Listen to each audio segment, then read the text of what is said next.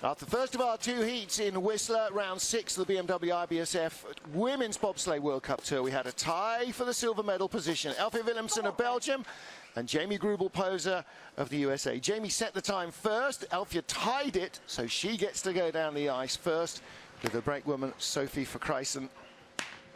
Boy, did she have a good upper half of the track. Only race Elfje's ever done at this track was the Olympic Games in 2010 when she was 14th. She has never been here since. Start time is her nemesis, 33 in the first heat, 31 there. Now watch, see if she gets her out of here clean. Pretty much like the first heat, tap, and then costly when you got a deficient start time. But the queen of speed, as we call her, really knows how to drive.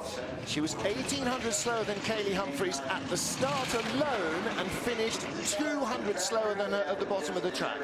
100 kilometers an hour, even 62.1 miles an hour. Now she's 100th back of Christina Hengster, related to the start. Here come the green numbers, and this is what she does best. Although she did crash in training the first time down, so she does here.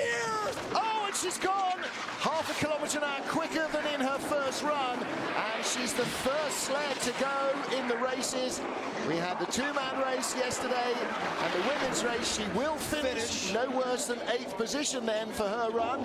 In fact, she crosses the line in front of Nicole Folk. Such was her first round advantage, so she'll be no worse than 7th. You know, she just doesn't steer.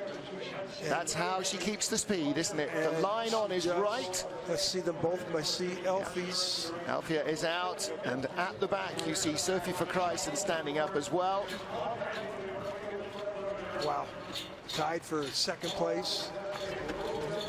And that will increase the pressure on the top two, won't it? There goes Anne, her driving colleague, the pink bobble hat. German doctor here in the yellow. She's going down to join the other medical crew there as well. She's going to be more upset with herself. See, Elfje's out. She's got her helmet off. Yeah, she's just going to be plain furious with herself.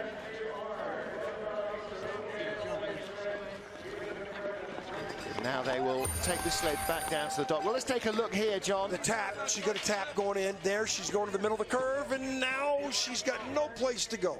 She can't use that flat wall to steer off right here, and it's no man's land, and she's ducking out of the cowling before she gets to the tip over. She knew, and now, you know, the thing is you tell them, stay in the sled. And it's hard. That's 75 miles an hour. See the brakewoman desperately trying to hold herself in off the ice so she doesn't get burned. And they're both very well protected in there, but finishes, goes across, gets the World Cup points.